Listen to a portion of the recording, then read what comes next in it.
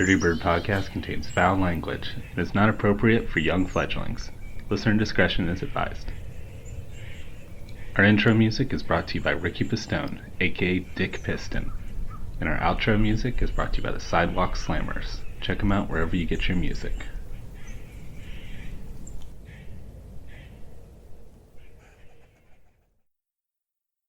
Are you looking for a podcast today with ornithology and humor you crave? Well, I know of these guys and it's birds they like. It's Dirty Bird, yeah, they're just a couple guys who really like birds. It's Dirty Bird, yeah, they're pretty dirty, but they really like birds.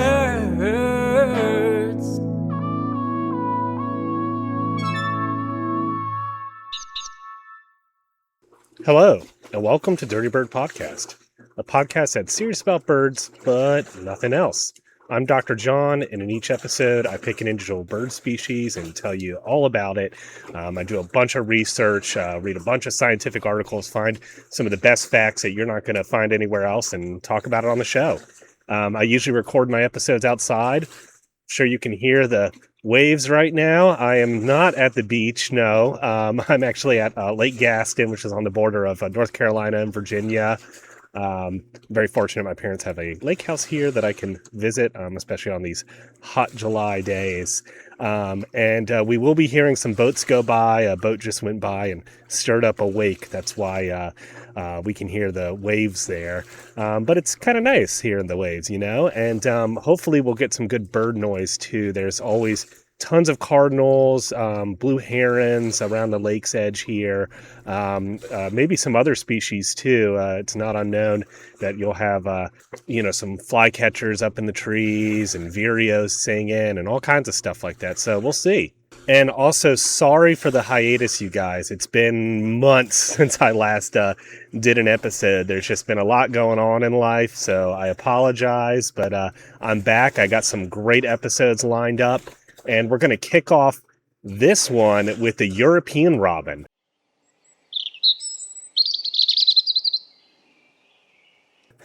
This was suggested by Andrew, who wrote into the show and also sent this episode's bird watch. Where he recorded 3 European robins he came across in a park in Brighton, England, and recorded this. Hello, Dr. John. It's Andrew in Brighton on the south coast of England here. I'm standing in my local park, listening to 3 European robins marking their territory. They're a handsome little bird, mainly brown with a little white flash on its wings, but with a very, very pronounced red chest patch that goes up over its eyes, and they are, I'm guessing, smaller than an American robin, because you compared a European starling to being the size of an American robin, and these are much smaller than a European starling. Very common bird in the UK, and much featured on the front of Christmas cards, because their red breasts really stand out against the snow. Not that we get any really here on the south coast of England. And I'd just like to use this opportunity to thank you for your podcasts, and to wish you a very happy winter solstice, happy Christmas, happy New Year, whatever you celebrate basically at this time of year. So thank you very much, and I'll leave you to listen to these robins for a little longer.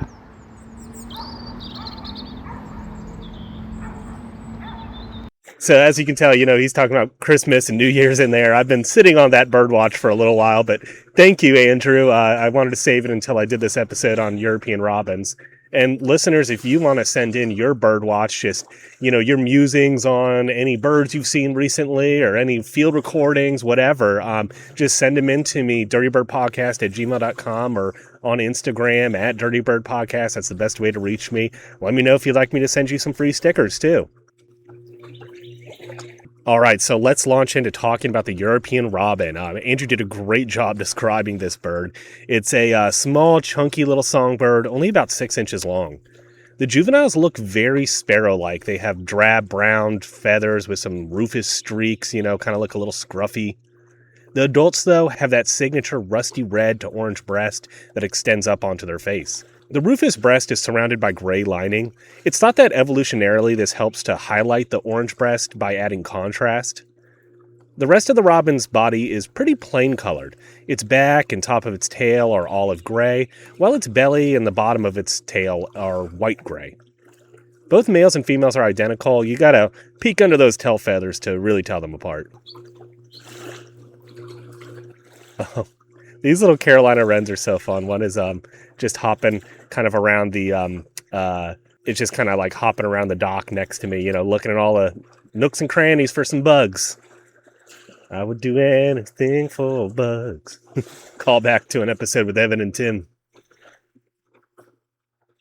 So European robins, you're usually going to see them perched in trees or shrubs and singing away, or you see them hopping around energetically on the ground as they feed, like this Carolina wren I'm watching hopping around right now, picking up bugs. Their habitat, you seem to find them more in deciduous woodlands, but they can be found in other environments too, like thickets, pine forests, and partially forested meadows. European robins are a migratory species, and they're a very common bird found throughout Europe. There are sedentary populations too that don't migrate and remain year-round. And not all individuals within a population will necessarily migrate. In northwestern Europe, males tend to remain year-round while females migrate. It breeds throughout Western Europe, Northern Europe, as far east as the Ural Mountains, and as far south as North Africa. Its wintering grounds are mainly the coastal areas of the Mediterranean Sea. It's nice that it takes a little, Mediterranean vacation during the winter. Migration begins in September in the northern parts of its range, and then migration begins to peak throughout the rest of its breeding range in October and early November. Like many other migratory birds, robins migrate at night. A study that tracked robins migrating away from their wintering grounds on the Korish Spit of the Baltic Sea found considerable variation between individual birds in the timing of their nightly migratory flights. Some birds take off just a half hour after sunset, while others wait hours into the night. This study did find that robins preferentially migrate on nights that are clear from cloud cover, presumably because they use the moon and stars to help navigate. Robins appear to have high site fidelity to their wintering grounds, meaning that they'll return to the same winter vacation spots year after year. A 3-year study conducted in southern Turkey found 8 out of 25 robins captured during a winter breeding season were again captured at that same site the following year. 8 out of 25, that doesn't sound like a huge percentage, but when you account for how many of these birds likely died in the interim that they caught the first year, and just the chance of catching a bird in a mist net, the odds of you catching the same birds are just so slim, even if they are on the same ground. So actually 8 out of 25, being the same ones year after year at the same site, that's actually a pretty big percentage. The migratory populations of robins overlap each other, meaning that some subspecies that may breed in one place, like Crimea, will then go winter somewhere else. But then during the winter, they might be replaced by another subspecies that comes in and spends the winter in Crimea. And I'm saying subspecies here, populations is probably the better term, as we'll talk about. So basically, depending on where you are, it can seem like there's European robins there year-round, unless you're like in the far northern part of their range or the far southern part of their range. There's probably going to be robins around year-round. Now, are these the same robins year-round? Maybe no. Maybe there's, a summer population there, and then there's a different winter population that comes in. It's sort of like a robin timeshare. But there are sedentary populations that are around year-round, and we'll talk about that. England is a major one that has a lot of sedentary robins. They leave to return to their breeding grounds between mid-March and April. Most of the spring migration is done by May. When they're migrating, they need stopover sites that they can feed on. Usually, they're eating berries to replenish their fat reserves that they burned during their long migratory flights. Throughout their range in Europe, which is basically all either farmland or urban areas, little strips of intentional forest or brushlands are vital for robins as stopover sites. And these stopover sites might exist as parks, part of land boundaries, or tree farms. They're basically little oases in the desert of intensely human-developed land. Experiments done in orientation cages have shown robins likely use the setting sun to help orient them during migration. And as I said, like a lot of songbirds, robins primarily migrate at night. They also almost certainly use the Earth's magnetic field as a navigational tool while migrating. And actually, they were some of the first birds that it was discovered that birds use magnetic fields to help migrate. So this makes them the type species used for studying bird magnetic navigation. Similar like how, rats and mice are the type species used in a lot of experiments. If you're going to be studying bird magnetic navigation, chances are you're doing it on European robin experiment animals, just because that's where all the published research is. But even so, it's still unclear how exactly they do their magnetic navigation. So there are cells in the retina that may react to magnetic fields. It has to do with exciting electrons into different energy states, which then activates the cells. Because it's been shown that European robins can perform magnetic navigation under ultraviolet, blue, and green light, which are all higher energy lights. But they don't if they're under red or yellow light, because those are on the low end of the energy spectrum. And so it's thought that low energy light doesn't activate those retinal cells that are involved in magnetic navigation.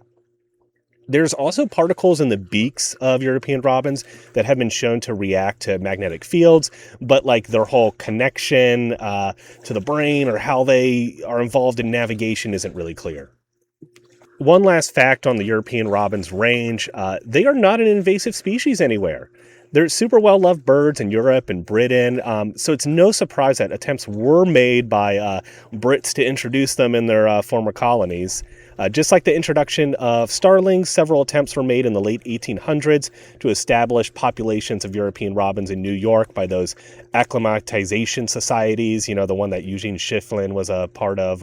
Similar failed attempts were made in New Zealand and Australia to introduce European robins.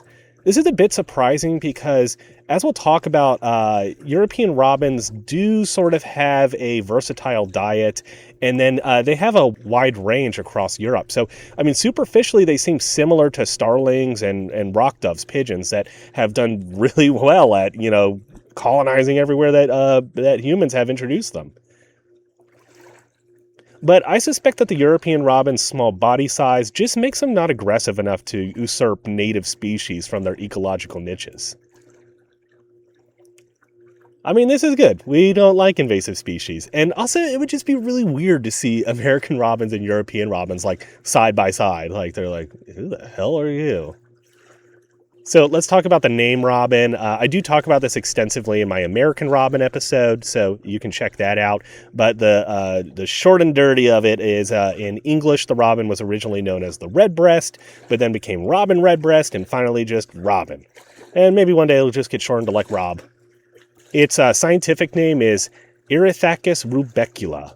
So Erithacus comes from the ancient Greek word Erithacos, which pops up in Aristotle's Historia Animalium, and is thought to be what the ancient Greeks called the European robin. That rubecula, so this species name comes from a guy named Theodorus Gaza. He was a Greek scholar in the 1400s who translated the works of Aristotle into Latin. So he was translating, that Historia Animalium, and in his translation of Erithacos into Latin, he used the Latin root rubio, meaning to be red, and the ending colus, which is sort of a diminutive term, possibly commenting on the bird's small size. A little unclear to me exactly what Theodorus was doing with the Latin here. It's all Greek to me. So let's talk about their vocalizations, and Andrew gave us some great robin calls at the beginning of the episode. It gives a wide variety of vocalizations. Both the males and females sing. It's just another part of what makes this such a well-loved bird. They also sing year-round, too, so, everyone loves in the wintertime when you can hear some bird song.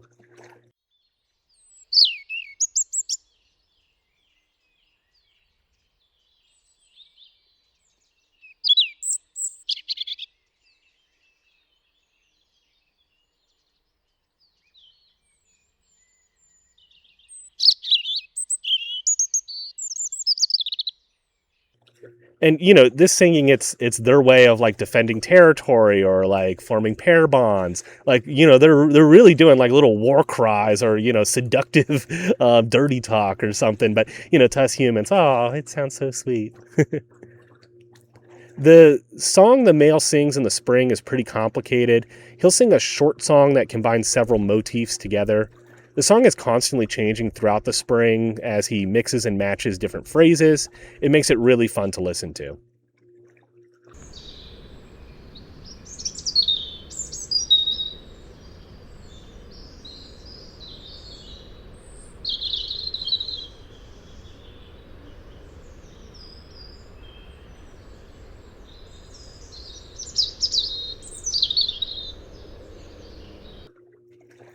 I didn't see where he gets these motifs from, like if they're shared with neighbors or if he just improvises them. We've talked about that on the show before with our song sparrows, that they're kind of like the DJs of the bird world, and then we've also talked about what was our bird that was improvising a lot. Probably our catbird, I think. Probably the catbird episode, we talked about how they are pretty unique in their song improvisation. So I don't know. If anybody knows more about robin songs, let me know. The females and males do have a signature autumn song that they sing in the fall.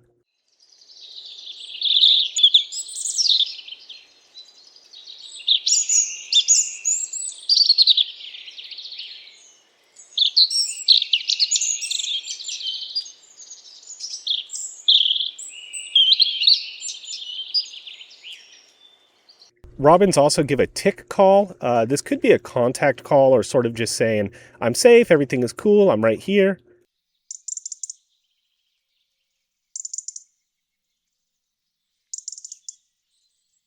But if everything is not cool, they give an alarm call.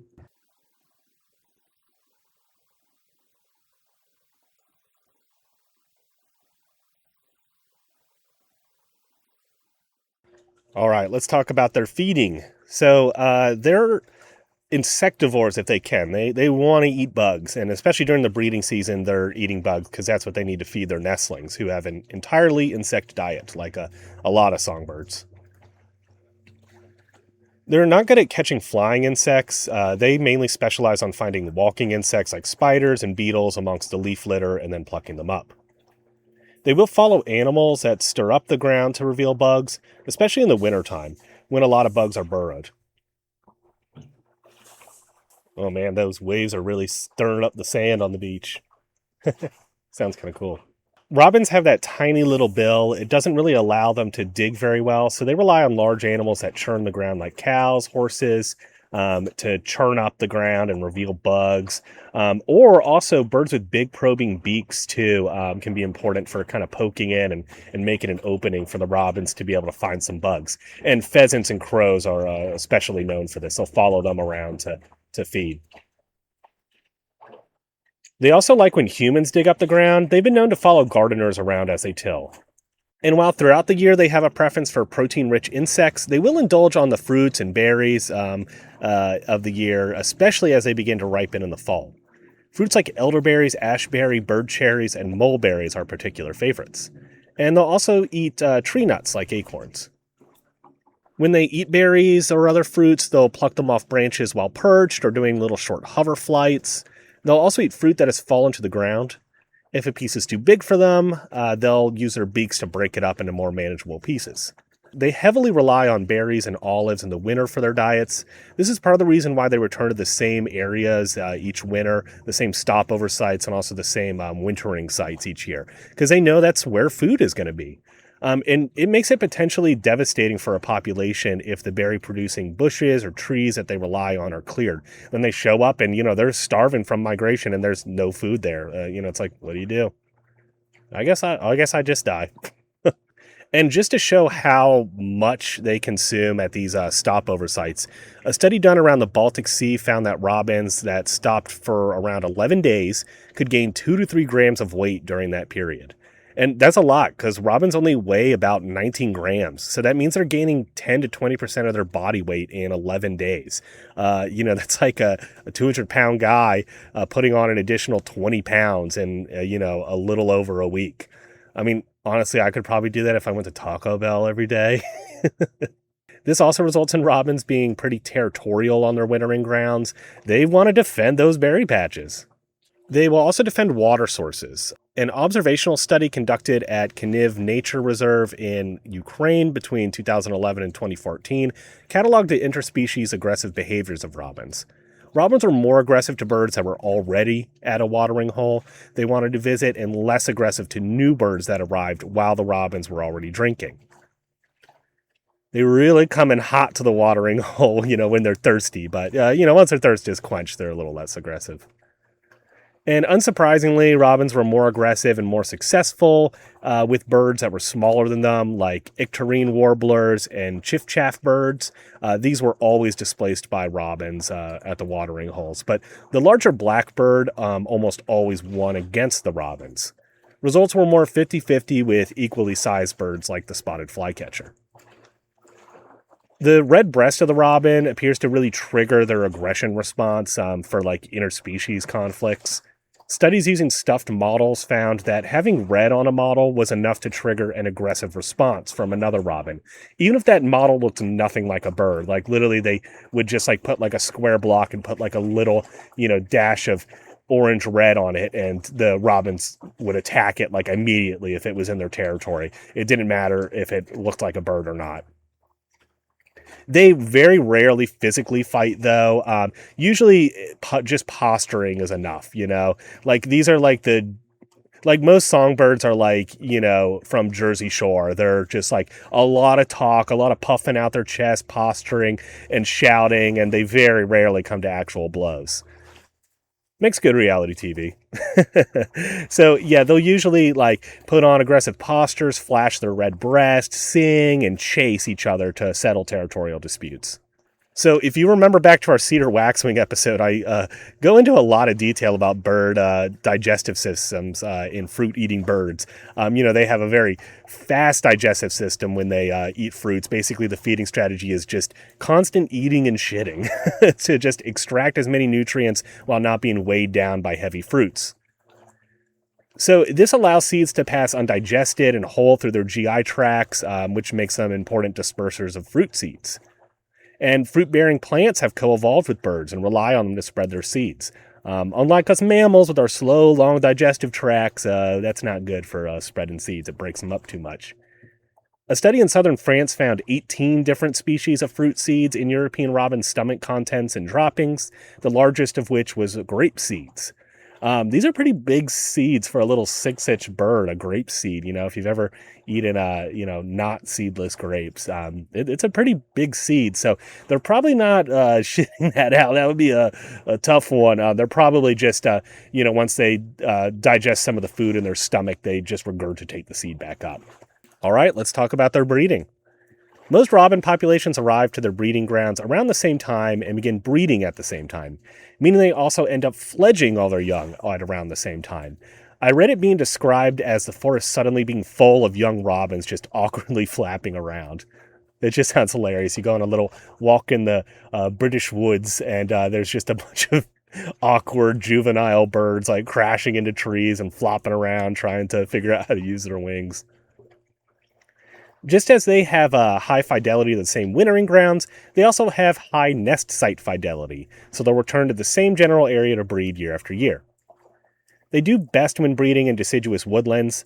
A study in Ukraine found 44 breeding pairs per square kilometer in oak woodlands, compared to just 15 breeding pairs per square kilometer in thicketed meadows.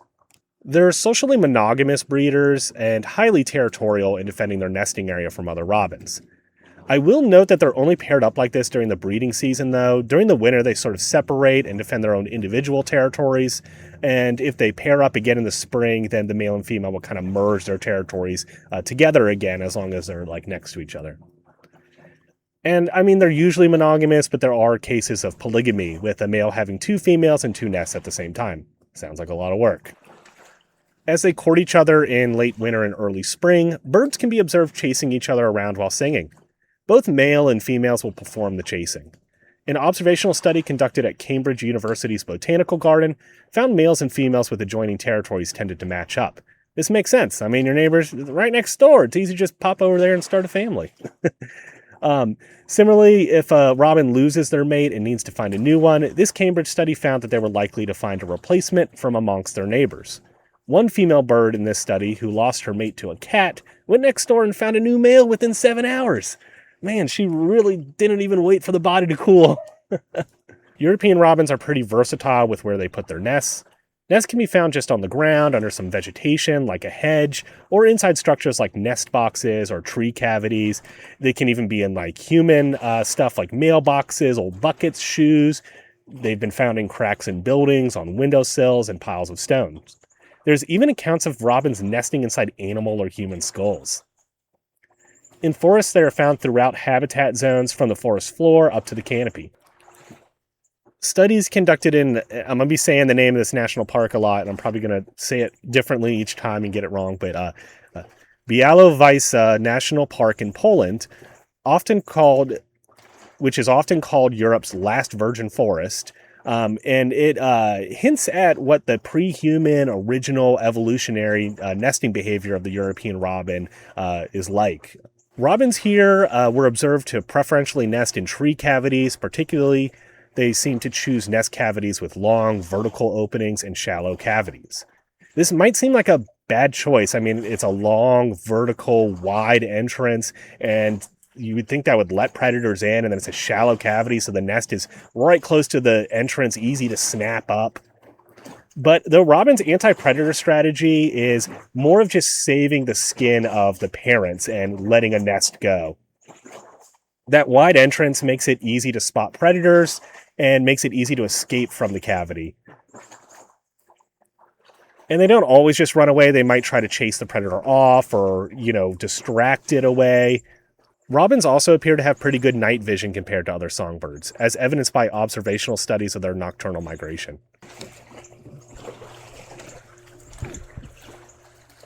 Oh, the birds are waking up. We're having lots of bird activity right now. There's some cardinals calling to each other. Oh, and some martins flying overhead. Nice. Eat those bugs, martins. When robins nest in nest boxes, they don't like closed nest boxes. That's your typical birdhouse with 6 sides and a hole cut in the front. Think of like a typical bluebird box. So they like half-closed boxes, those with one wall open or maybe just half a roof. And my bet is it's because these more closely resemble those wide, shallow entrance cracks that they prefer in the wild. The closed nest boxes just make them feel a little too claustrophobic. Another fun fact about robins in that Białowieża National Park is they prefer naturally occurring cavities over those excavated by woodpeckers. It's thought maybe this is because woodpeckers often revisit holes that they excavate, and they could either evict the robin or prey on their eggs or nestlings. And really, when you read about the accounts of all the weird places that robin nests have been found, like in boots and stuff like that, it reminds me of our Carolina wren episode where we talked about all the crazy places that you can find a Carolina wren nest. And although they nest in a lot of versatile areas and a lot of human-made structures, they are very careful to keep their nest concealed. Even when the nest is in a seemingly conspicuous area, usually the only way people discover it is by noticing the parents, going to and from the nest. They're pretty quick with their nest construction. They're able to build one in just a few hours. And they're also smart about their nest construction. They can tell if they're being observed while building a nest, and will either abandon that nest site or might even start building several fake nests to try and distract the observer and conceal their true site.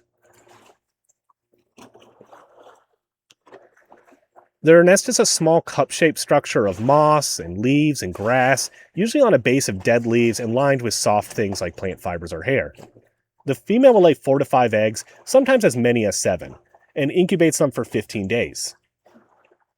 And then they hatch after that time, and the nestlings remain in the nest for 15 days until they fledge. And both male and female will feed the nestlings. Parents provide supplemental feeds for about 10 days for the juveniles after they leave the nest, and after that, the juveniles are totally independent. Time to be big robins.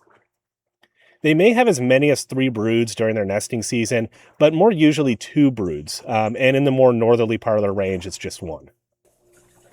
If the female does do a second or third brood, the male will take over the supplemental feedings of the juveniles while she starts laying the next batch of eggs. All right, so that's their breeding. Let's talk a bit about, their population, predators, diseases, and as always, we'll finish up with our evolution section. So European robin nests are preyed upon by bird nest predators like magpies, hooded crows, red squirrels, and mice.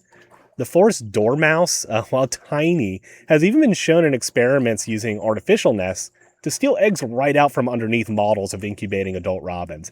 I don't know if they're just so smart they can tell it's a model, or if they're just that bold that they'll literally sneak underneath a parent bird to steal its egg. A study conducted in that primeval Polish forest, Białowieża, found that the 2 most important factors for robin nest protection from predators was location and predator abundance. Location, location, location. Bird real estate is just like human house hunting. Robin nests are most successful on the ground, which is actually kind of surprising, followed by tree holes and lastly root nests. Root nests were the least successful. This is like, you see a tree that's fallen over in its tangle of roots, or like, sometimes trees will kind of be growing a bit like out of the ground. The roots will be kind of out of the ground, just forming a big tangle. And I guess that's what these root nests are. But I guess root nests are the slums of the robin world. Unsurprisingly, nest predation increased along with squirrel abundance, showing just what voracious robin nest predators squirrels are. But squirrels weren't the only ones observed preying on robin nests. Camera traps detected pine martens, great spotted woodpeckers, weasels, mice, rats, and even badgers preying on their nests. Surprisingly, the abundance of rats and mice in a nesting area was correlated with a lower amount of robin nest predation. It's theorized that nest predators like pine martens and weasels were just so overwhelmed by the abundance of rodents to eat that they left the robin nest mostly alone. Robin nests are a common target for European cuckoos that lay their eggs in the birds' nests, pawning off all the duty of parenting onto them. And like most birds, European robins have their share of parasites such as feather mites. A study in Portugal in 2008 looked at 2 species of common feather mites, Proctophylotis rubriculinus and Truseracia rubecula, which are found on European robins exclusively by that species name, Rubeculinus rubecula. So they compared robins living in woodlands and those living in scrublands. Remember, European robins prefer woodlands and seem to do better breeding there. And they actually found a higher mite burden on those living in the woodlands than the scrublands, which is kind of surprising. You'd think the scrubland robins would be a little bit more stressed and that parasites would have an easier time colonizing them. But actually, the authors theorized that the robins in the preferred habitat of the woodlands were overall healthier and were then able to produce more oil from their uropygial glands, which the mites feed on. So, a healthy bird means a healthy parasite, I guess. And also a quick side note here on feather mites. There's some emerging evidence that feather mites in birds are probably not very detrimental and might even be beneficial. It's hard for us humans, we hate creepy crawlies. We just assume every parasite is bad. But feather mites don't feed on the bird's blood. Rather, they consume natural oil produced by the bird. They also eat other stuff that gets stuck in the feathers like pollen, fungi, and bacteria. So they're sort of like that fish that, cleans sharks and whales. Feathery mites might be the natural cleaners for birds. One last thing about these mighty mites, and then I'll move on. Mites can't survive off of the bird or just for very short periods. They're largely passed bird to bird, in the nest or maybe between mates when they're breeding. I just can't help but be amazed thinking about the millions of years of coevolution that's happened here with mites and birds. And how if you, brought back a dodo in the lab, you somehow had an egg that you could hatch in a lab, it would probably be missing all these critical parasites, microbiome, and so it just made me think when one species goes extinct, it's not just that species, it's dozens, hundreds, if not thousands that are associated with it. European robins are also infected by avian malaria. I know I've mentioned avian malaria on the show before. I don't know if I've gone into depth on it. Maybe I'll do an episode sometime where I focus on bird disease.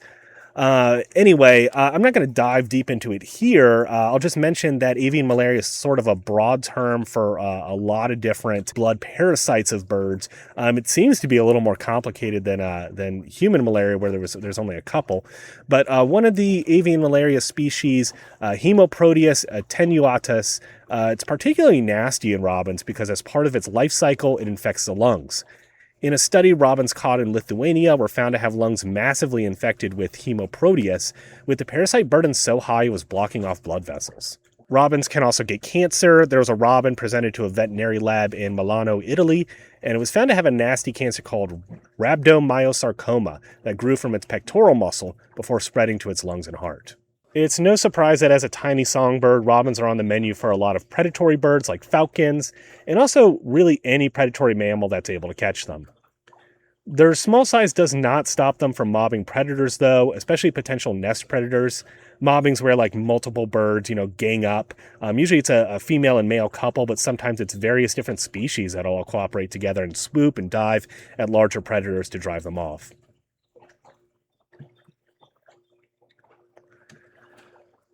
And the small size of robins also makes it easy for other birds to bully them out of nesting cavities. There's documented cases of birds like starlings, great tits, great spotted woodpeckers, and European nuthatches taking over their nests. The average annual survival rate of adult robins hovers around 40%, and that's from looking at averages of annual survival rates taken from multiple European countries. It's a pretty low survival rate. I guess they make up for it by having lots of babies. The first year survival, unsurprisingly, is even worse, with juvenile birds only having about a 20% chance of surviving their first year. This is largely due to the stress of their first migration, because when you look at sedentary populations of robins, like those of the British Isles, there's a similar rate of annual survival between first-year juveniles and adults. In general, European robin populations are doing pretty well, with a steadily increasing population with as many as 181 million individuals. In some areas, that range appears to be spreading, such as a 2020 first breeding record of European robins in Lebanon. In others, it is declining, such as populations of wintering robins in the Mediterranean having declined since the 1980s, likely due to a decrease in forests around the Mediterranean due to a warming climate. All right, so let's talk about the evolutionary history. Finish up this episode.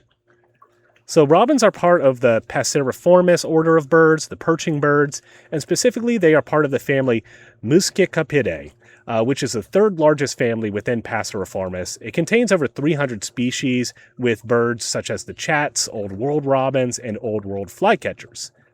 I guess the big spoiler alert of this evolutionary section, well, it's not really a spoiler because I talk about it in my American Robin episode, but American robins and European robins are in totally different bird families. American robins are actually thrushes in the family Turdidae. These two families, though, are likely sister families because the juveniles of both families have spotted cryptic plumage, and their syrinx, basically the bird voice box, has a distinctive thumb-like projection in it, suggesting both families once shared a common ancestor that had these traits, and that they've retained it. Well, dog barking. So anyway, back to focusing on Muscicapidae, the chat, robin, and Old World flycatcher family. Like most bird groups created before the days of genetic testing, chats, robins, and flycatchers are not these split phylogenetic groups. Back in the day, just like with herons and egrets, there were these names, categories applied to birds based, just on what they looked like. And then when we dive down into the genetic evidence, we realize, oh, these are not actually like real splits in the birds. And genetic analysis has also moved birds that were previously grouped with other families around, like rock thrushes or shortwings, which were moved into the Muscicapidae family from the Turdidae family. And there's also been birds moved out of the Muscicapidae, like boulder chats, that were moved to Turdidae. The Muscicapidae family is found throughout the Old World, Australasia, and the Near Arctic area of North America. This suggests an Old World origin for the family, likely in Eurasia. Genetic analysis has revealed 4 clades within the Muscicapidae family, of which our European robin belongs to the Saxicoline tribe, termed the chat tribe. And then within this tribe, the European robin is the sole member of its genus, Erithacus. although in the past other species have been added to it before those pesky DNA studies shuffled them around. The most up-to-date genomic mapping of Muscicapidae I could find put the European robin in a subclade with a group of birds called the African forest robins. This contains birds like the spotted palm thrush, the lowland accolade, and the white-crowned robin chat. The European robin appears to be a basal position compared to its African cousins, meaning that it's split off from their last common ancestor first. This suggests that the European robin came, well, from Europe, or Eurasia at least, and then it or some common ancestor, split off and diverged in Africa.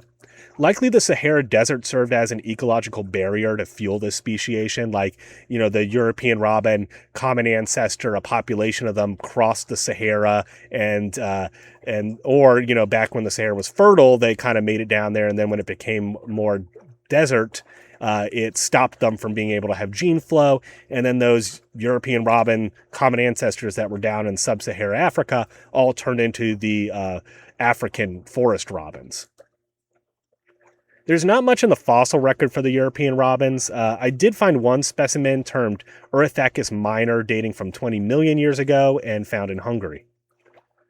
During the last ice age, breeding populations of robins were confined within two areas of refugia in southeastern and southwestern Europe.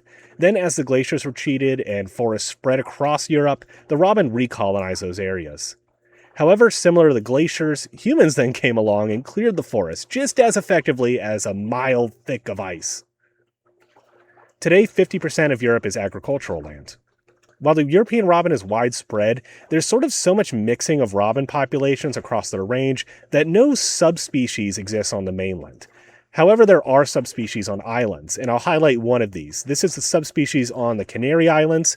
Genetic evidence shows it first colonized the island 2 million years ago, but there have been other waves of colonization since then, particularly during glaciation events, when robins are like, I don't like this icy mainland, let me fly out to that island. Studies of the genetics of migratory versus sedentary populations of robins have shown higher levels of genetic diversity among migratory robins. This is not really surprising. I mean, they're getting out into the wild world and spreading their wild oats. All right, y'all. Well, that's the European robin. I hope it was a good comeback episode. There's going to be many more to come, many great episodes. Write to me, dirtybird.podcast@gmail.com, or message me on Instagram. Check out my YouTube channel. And as always, stay dirty, fellow birdies. Dirty Bird Podcast is brought to you by me, John, with my rotating panel of guests and co-hosts. Thanks for being on the show, everybody. The Dirty Bird theme song is by Ricky Pistone. Check out his groovy and hilarious music videos on YouTube. The outro music you're listening to right now is a song New York Redneck by the Sidewalk Slammers. Check them out wherever you get your music. The Dirty Bird Podcast logo is by the very talented TJ Ranoski. And of course, a shout out to my beautiful wife, Lauren, who created my original logo. Check out the show notes for this episode for a full list of credits for any bird calls or sounds used in the episode. Thanks for listening.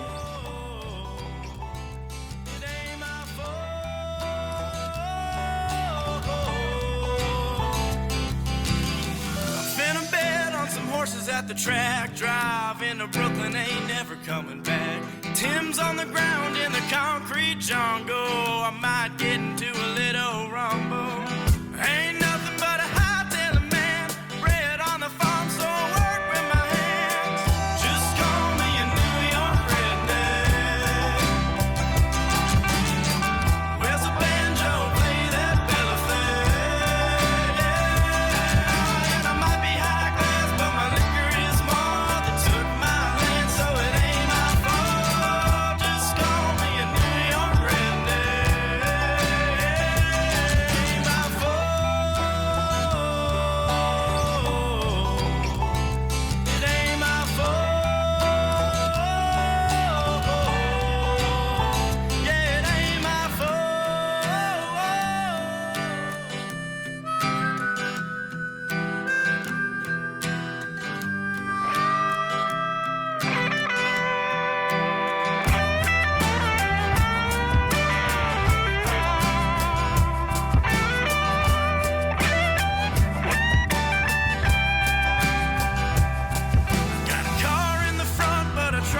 back, and I like the New York Mets and my cowboy